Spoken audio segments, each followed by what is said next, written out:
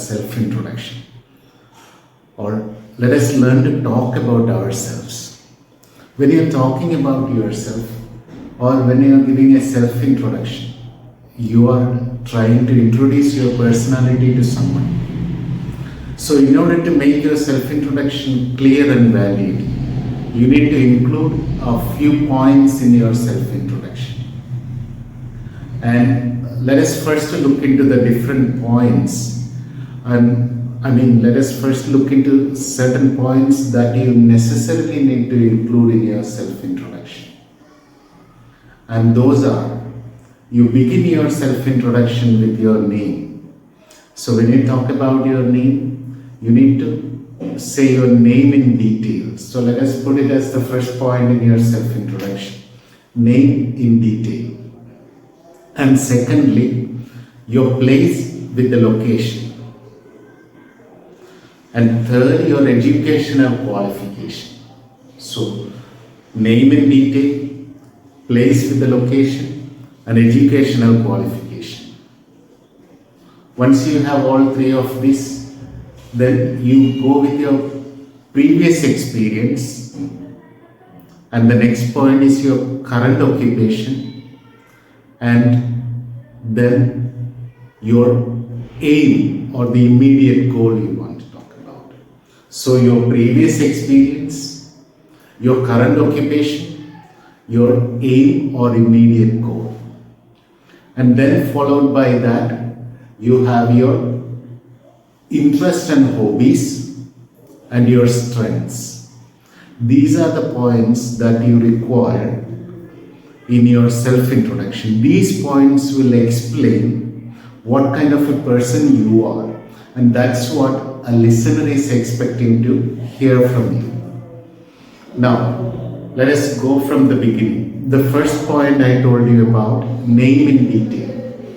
You need to understand whenever you are saying to a person what your name is, or anybody who is asking you for your name, the aim of the question is they want to know your official name, and also they want to know how they can call you. So name in detail includes your official name and your pet name, how they are able to call you. For example, your official name is your first name and last name. Whatever document you have, your official name is stated on that. And then you have a name that usually your friends, relatives and family, that's your pet name. So when you're talking about your self-introduction, you start with, my name is so and so. For example, if it's me, I would say, my name is Anil Stansilaos. That's my official name. That's my documented name. And then I would say, like, my friends and relatives call me Anil. Anil is my pet name. Or I can say, I like when people call me Anil. Or you may call me Anil. So that's your name in detail. So your official name plus the name that you would like to be called. So your sentences would be, my name is so and so, and you may call me so. Or you can also make sentence like, let me introduce myself as so and so, and I like when people call me so. So that's going to be the first point in your self-introduction. After your name, the second point you need to bring out is your place. Your place with the location. Usually we say the place where we are from. But if the listener happens to be a person from a different state or a different country, he may not understand the place name you are talking about. So you need to give the location of the place you are from. For example, if you are from Bhopal city, you could say like, I come from, or I am from Bhopal, which is the capital city of Madhya Pradesh in India. So that's where place with the location comes in. Or if you are from a village, you could say, I am from a beautiful village called these and these, which is located say about 5 kilometers away from the Bhopal city. So that's where the location is said. So you are saying, I am from a beautiful village called so and so, which is located almost 5 kilometers away from this particular place, which is known to everyone. So the listener understands you are from the city itself or you are from a village. Plus, they also understand the location of your place. Sometimes you are from a suburb. You could say like, I am from so and so place. For example, I am from Katara Hills, which is one of the fastest growing suburbs of Bhopal city. I am from Katara Hills, which is one of the fastest growing suburbs of Bhopal city, or which is in the outskirts of Bhopal city. So that's where we are talking about the place and the location, the place with the location. And the third point I said is your educational qualification. So when you are talking about your educational qualification, you need to bring out your highest qualification first. You can use either present perfect tense or simple past tense in English. Again, your educational qualification, when you're talking about your educational qualification, you are going to talk about your highest qualification first. And the sentence will always be either in present perfect tense or simple past tense. Now let me tell you. For example, my highest qualification is Masters in Psychology. So I would say, I have completed my Masters in Psychology from so and so university. Or if you have completed your bachelor's degree, you could say, I have completed my bachelor's in business administration. Or I have completed my bachelor's in accounting.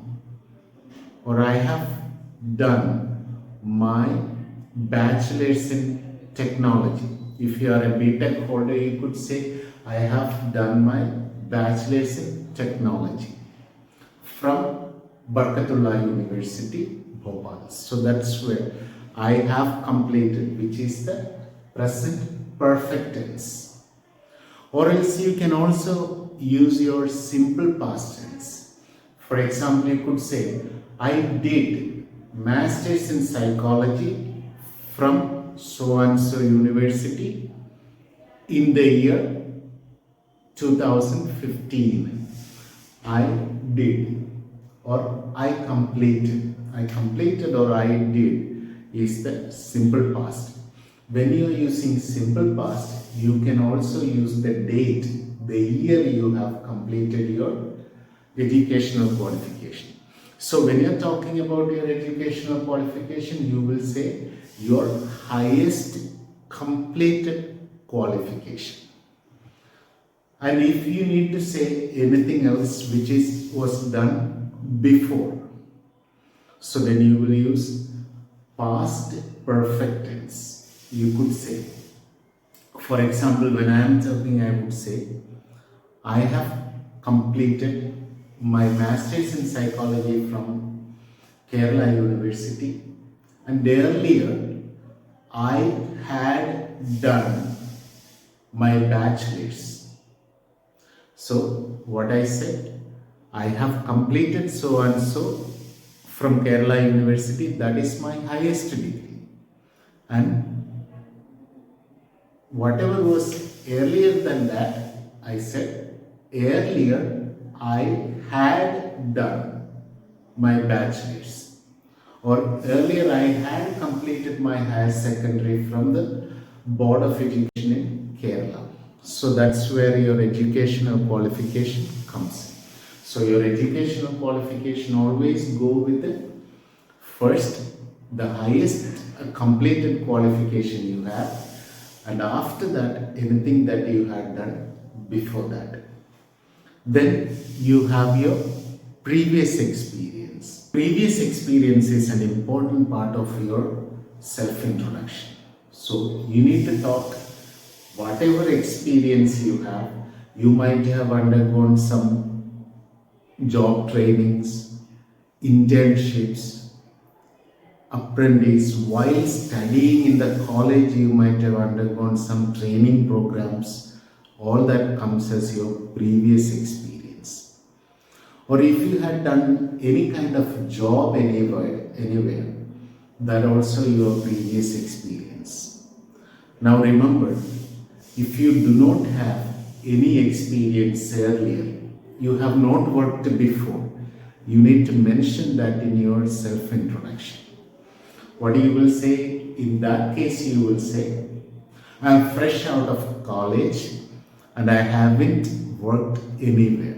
I am fresh out of college and I have not worked anywhere. So I do not have any previous experience. So I do not have any previous experience. If you have experience, you could say, I had been working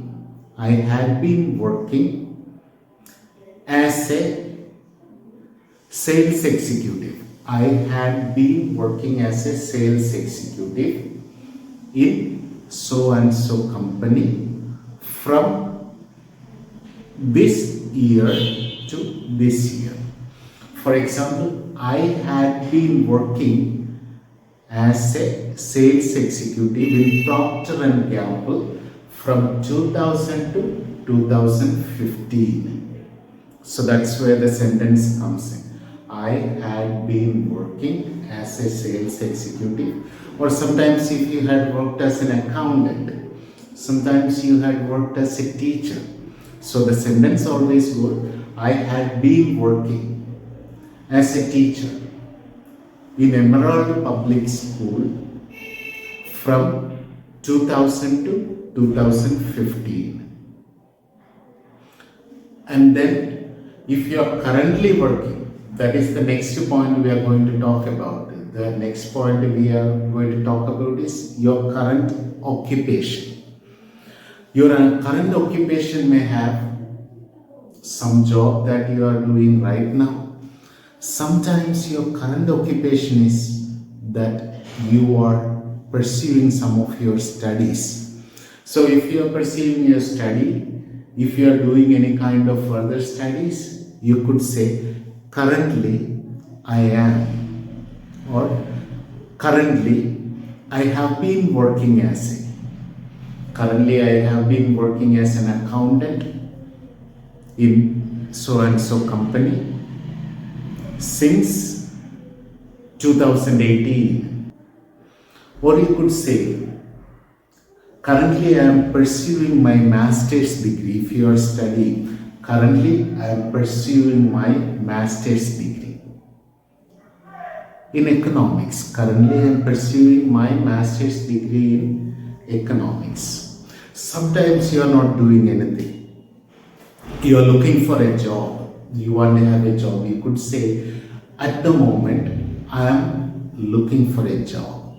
At the moment I am looking for a job. So how your self-introduction continues comes like it. Previously, I am fresh out of college. I do not have any previous work experience and currently I am looking for a job. So that's where as a fresher you might give your experience and current occupation. And if you have experience, you would say, I had been working as a teacher in Emerald Public School since 2000 to 2018, and currently I am working as an accountant with the same school in their administration. So that's where the continuity of your self-introduction is kept up. And now the next point over there is your aim or your immediate goal. Your aim or immediate goal in a self-introduction is not your life's ambition. But then in a self-introduction, what you are going to say is like, if you are joining to college, you're giving a self-introduction in the induction program. Your immediate aim is successfully completing your course or successfully passing out of this college with my bachelor's degree or successfully completing my bachelor's with the flying colors. Flying colors means very good grades and marks. So that's what your immediate goal is. Or if you are joining a company as an accountant, your immediate goal is what you will say. You are in an interview, they are asking for your self-introduction, they are asking you to talk about yourself. So what you will say? You will say, my aim is to work as a chief accountant in a reputed company. My aim is to work as a chief accountant in a reputed company. So this point actually shows your positive mindset and confidence to the listener, which is important in a self-introduction. And then the next points I said, your hobbies and interests, and then your strengths. Now first let us go about your hobbies and interests. So we all might have different types of hobbies. So I would like you to have at least 3 different hobbies in your self-introduction, and make sure that 2 of them are active hobbies and 1 passive hobby, which is important. And if like active hobbies are hobbies that you do and enjoy, and passive hobbies are you sit back, relax and enjoy. Now for riding, traveling, gardening, reading, all these are active hobbies. Now watching movies, listening to music, those type of hobbies are passive hobbies. We need them both. So what we do is we will have like 2 active hobbies and 1 passive hobby. And we will not say in the self-introduction, my hobbies are so and so. But we will put it this way. If reading and traveling is my hobby, what I will say, how I will say is, I enjoy traveling a lot. I enjoy traveling a lot and I am passionate about reading. I enjoy traveling a lot and I am passionate about reading. So, in a word, I am saying my hobbies are traveling and reading. And whenever I want to relax, I usually watch a movie. So the listener understands this guy is interested in traveling, reading and watching movies. So this is how we will put our hobbies and interest in while talking about ourselves. So the last point I would like to stress on the self-introduction is your strengths. So when I am talking about your strengths, this is about the positive qualities we have. So we need to have, we need to find out a few positive qualities we have and we need to express so that the listener understands our personality better. For example, the positive qualities we have, I could say, good at communication, team player, quick learner, and being sympathetic towards others, and like to meet new people. All these are positive qualities. So you could talk about some of these. For example, you could say I like work in a team. Though I enjoy working all by myself, I like to be part of a team. So what it says, you can work on your own, plus you like to be in a team. So that shows a positive quality. And I like communicating with people, and I like meeting new people and communicating. So that shows that you are an outgoing person. So now, just a recap of the class we had. It is about the self-introduction, and I said the few points that necessarily need to be included with the self-introduction. The first one we said name in detail, and then place with the location, then educational qualification, followed by previous experience, current occupation, your immediate goal or aim, and then your hobbies and interests with your strengths. So I'm sure that if you are going through this and if you are trying to really develop a self-introduction of your own, you might have lots of doubts and you might have problems creating sentences, how I can say this or how I can say that. So no worries, please give me a comment. I would be more than happy to help you, and we will together develop a beautiful self-introduction. How you can present yourself, you can talk about yourself in front of one person or in front of an interview board or in front of a group of people. So let's work together. Thank you for watching.